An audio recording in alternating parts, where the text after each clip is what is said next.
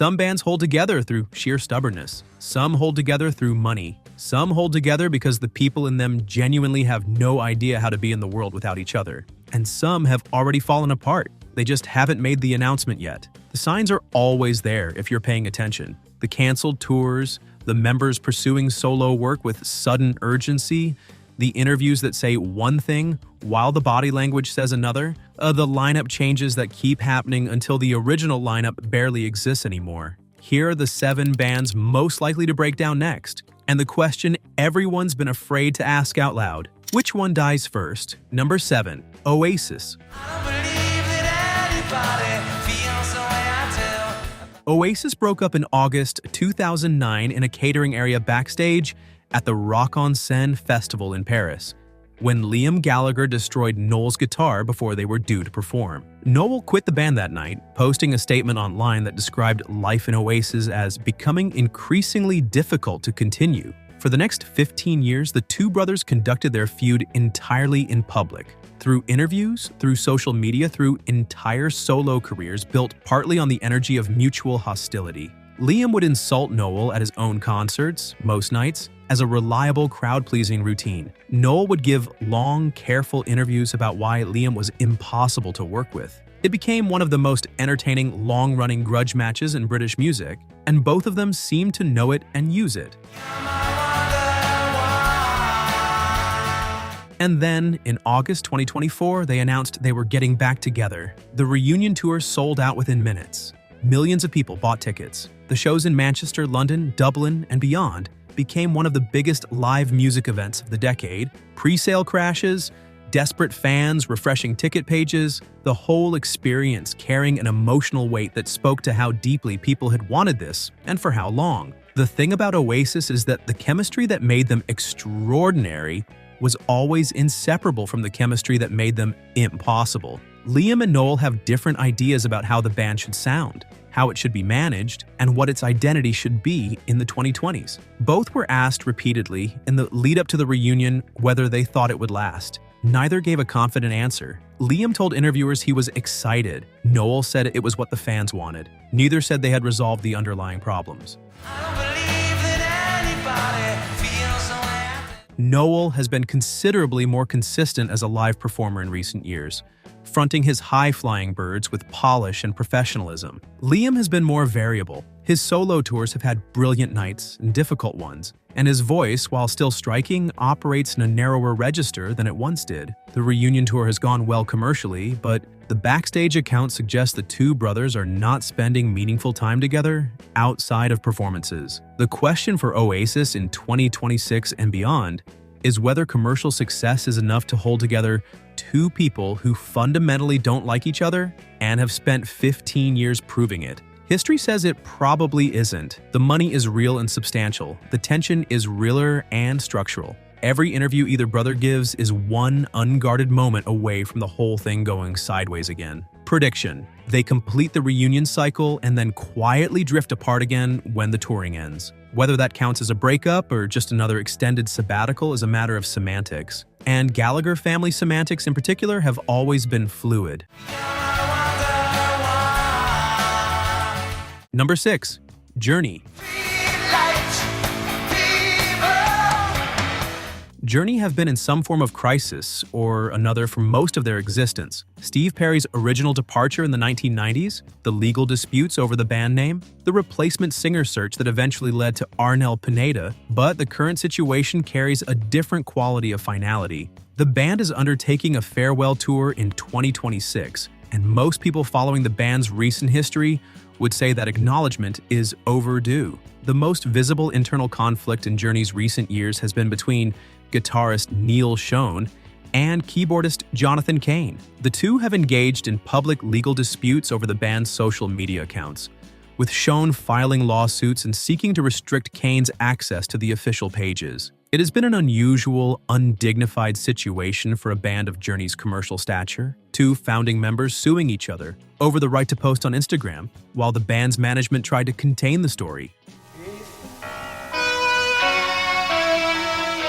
The backdrop to the Schon-Cain conflict is partly religious and partly political. Cain married Paula White, a televangelist who became a spiritual advisor to Donald Trump. And Shawn objected to the use of the band's brand and social media presence for political or religious purposes he hadn't agreed to. The legal filings detailed expenses that Shawn claimed had been improperly charged to the band's joint credit cards. The dispute got granular in ways that were unflattering to everyone involved, and that made it clear how thoroughly the personal had overtaken the professional. Lead vocalist Arnel Pineda has dealt with significant health challenges. He has spoken publicly about struggles with anxiety and physical exhaustion that have made the demands of touring increasingly difficult to sustain. Pineda is a remarkable vocalist who has delivered Steve Perry's parts faithfully for nearly 20 years. And the weight of that, not just physically, but psychologically, knowing you are always being compared to someone else's ghost, has been considerable. Steve Perry himself has maintained his distance. His limited reconnection around the Rock and Roll Hall of Fame induction in 2017 raised hopes that went unrealized. His voice, heard on solo material released in recent years, is still beautiful. His willingness to engage with Journey's ongoing commercial machinery has been essentially zero. A farewell tour is often a soft commitment in this industry, but the combination of legal fractures, health limitations, and the irreplaceable absence of the voice that made the band famous all point toward the same conclusion. Number 5. Guns N' Roses. The reunion that nobody thought would happen, Axl Rose and Slash playing together again on the Not in This Lifetime tour in 2016 turned out to be one of the highest grossing concert tours in history, eventually grossing over $580 million.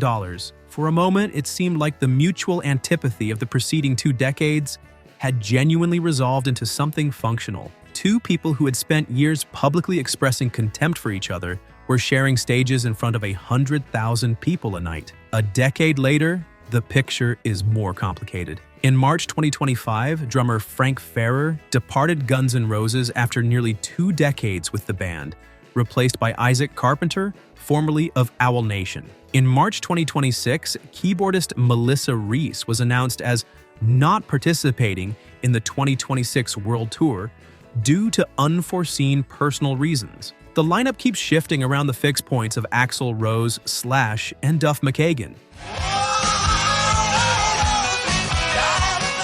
The new music they have released, Absurd in 2021 and Nothin' and Atlas in December 2025, has come from Chinese democracy-era sessions that date back, in some cases, to the late 1990s. The band has yet to release original material written and recorded by the reunited lineup in the conventional sense. Every single release since 2016 has been sourced from the vault of Axl's solo years and reworked with Slash and Duff's contributions added afterward. It is a model of creative collaboration that is, to put it generously, unusual. Reviews of recent live performances have noted that Axl Rose's voice, while still capable of impressive passages, struggles increasingly with the high notes that defined Guns N' Roses' most iconic recordings. A review of their Welcome to Rockville 2026 performance in Kerrang described struggles with high notes as among the show's issues and noted that the setlist had been trimmed from the previous year's wildly over-bloated 30-song format, which was progress of a kind. The deeper structural question is what happens when the Chinese democracy vault is finally emptied and there is no more archival material to release. At that point, a genuinely new Guns N' Roses album, something written from scratch by Axl, Slash, and McKagan together, reflecting who they are now rather than who Axl was in 1997, would be required. Whether that is something the 3 of them can do and whether the result would satisfy anyone is one of the more interesting, unresolved questions in rock music. Slash has his own active solo career and a Broadway investment in the Lost Boys musical. McKagan writes books and records solo material independently. Axl has never been known for decisive creative momentum under any circumstances. The reunion has been commercially successful, but 10 years in, the question of whether there is an ongoing artistic reason to continue is more pressing than it was in 2016. 4. The Who.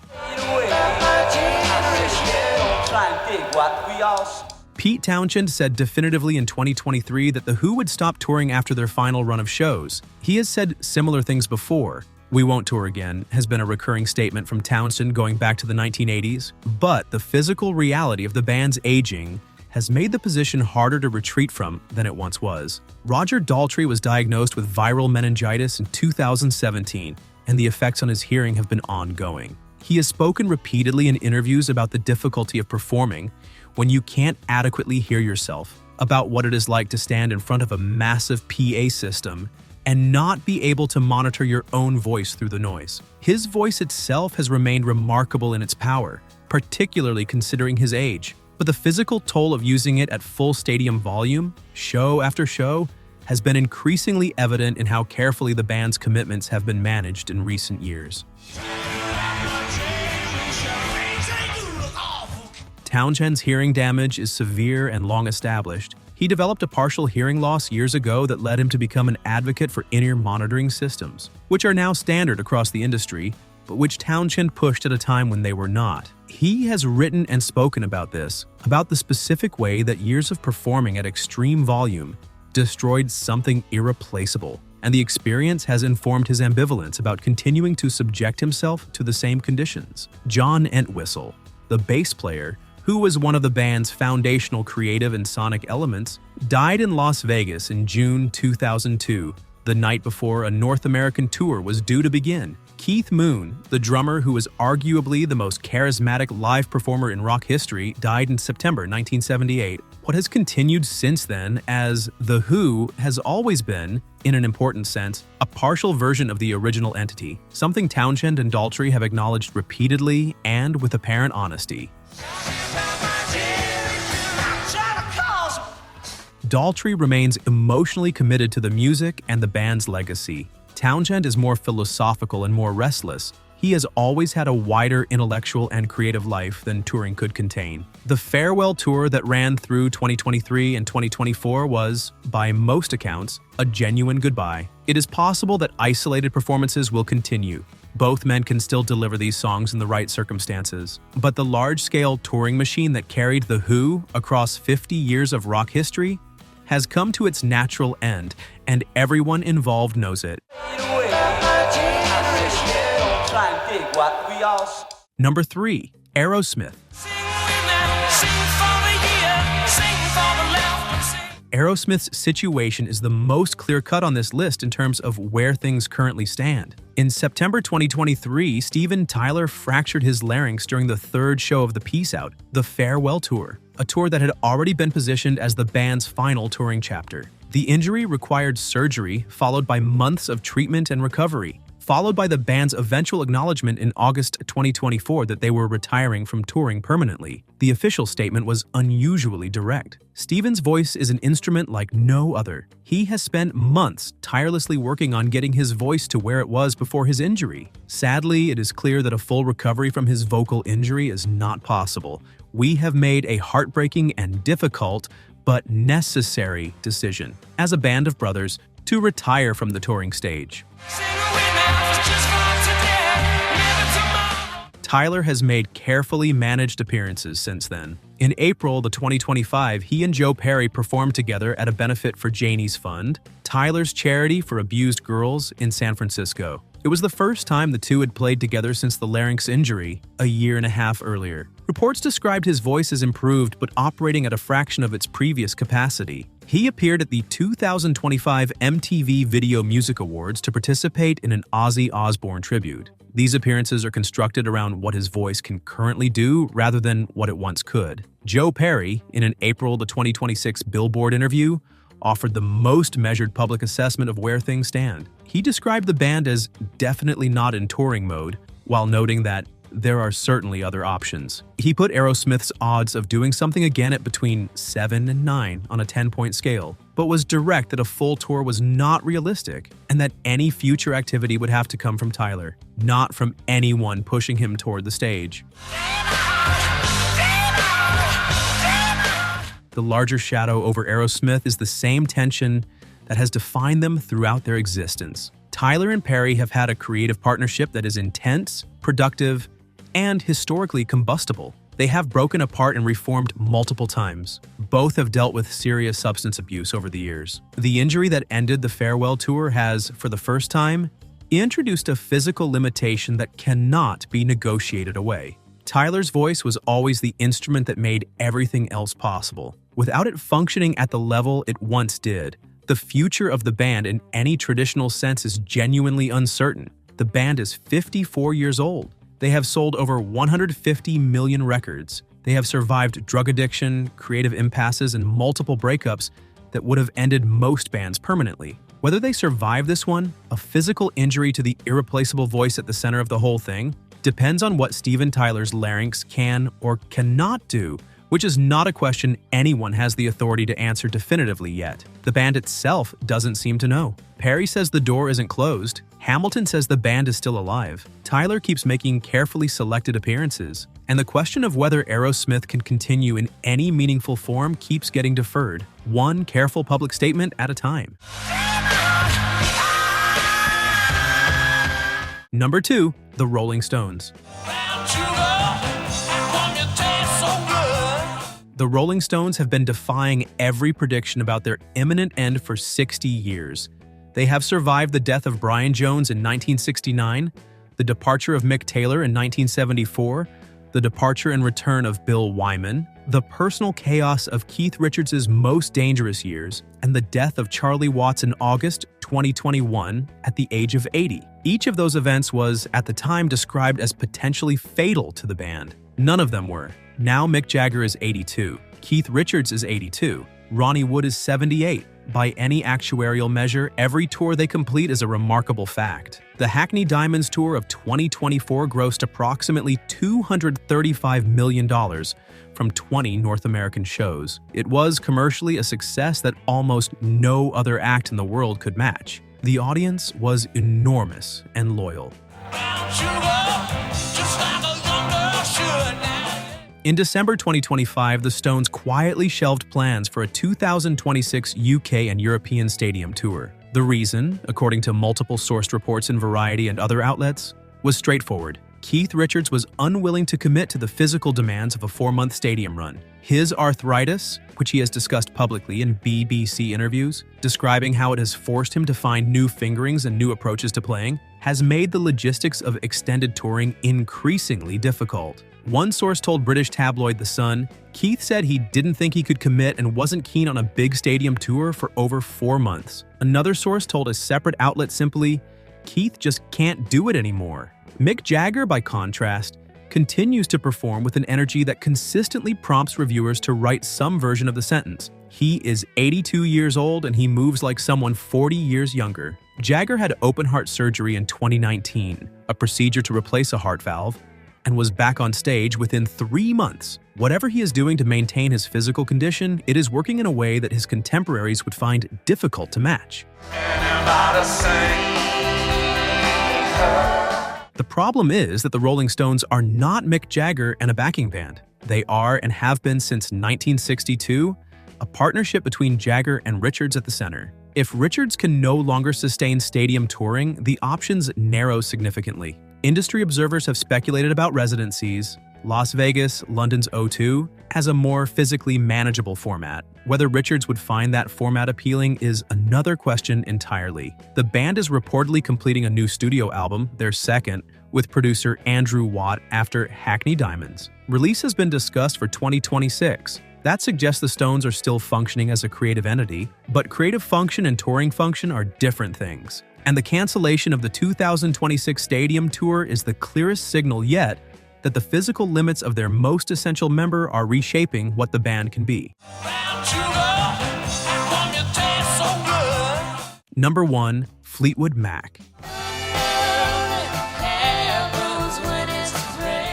Fleetwood Mac, in any meaningful sense, is already over. The question is simply whether anyone is willing to say so definitively. And the people involved have actually been quite clear. While the internet keeps generating articles about a possible reunion tour, Christine McVie died on November 28, 2022 at the age of 79, following complications from a stroke. She had written some of the band's most beloved songs, Songbird, Little Lies, Everywhere, Say You Love Me, You Make Loving Fun, Don't Stop, and had been at the creative and emotional center of the band for the entirety of its most successful period. Her voice, her piano, and her songwriting gave the band a warmth and approachability that balanced the tension at the center of the Nicks-Buckingham relationship. When she left the band temporarily in the early 1990s, the band felt her absence in their music. When she died, what the remaining members felt was grief of a different order. Not the grief of a colleague leaving, but the grief of losing something irreplaceable from the inside of the thing you built together.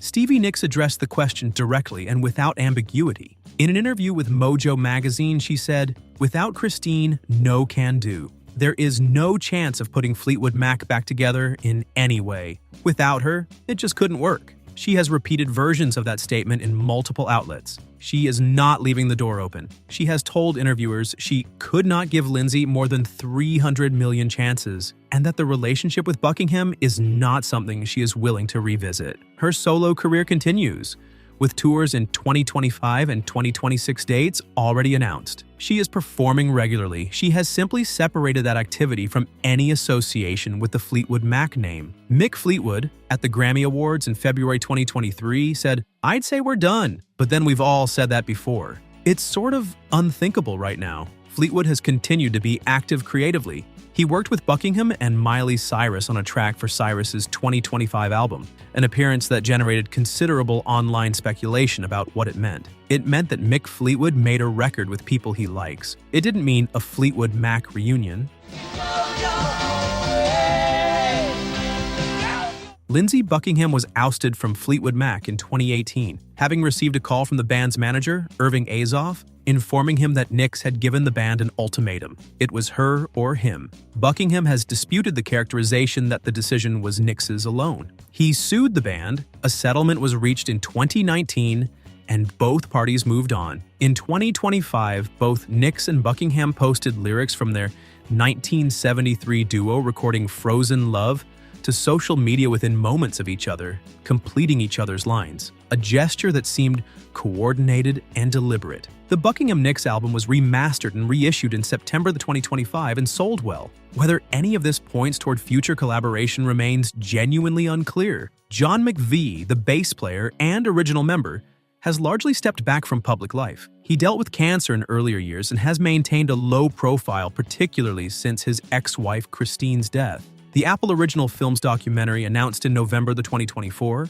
will include new interviews with all surviving core members. It will be the definitive account of the band's history. It will probably also be the final major statement Fleetwood Mac makes as a collective. Among all the bands on this list, Fleetwood Mac is the only one where the answer to which one dies first is not a prediction, but a past event. The death of Christine McVie was, in Stevie Nicks' own words, the end of the band. What remains is the music, and rumors being certified 6 times platinum in the United Kingdom in April 2026 with over 3.6 million UK sales, almost 50 years after its release, is its own kind of answer about what that music means and how long it will last. If this hit home for any of your favorites, hit the like button and subscribe. There are more stories like this one waiting.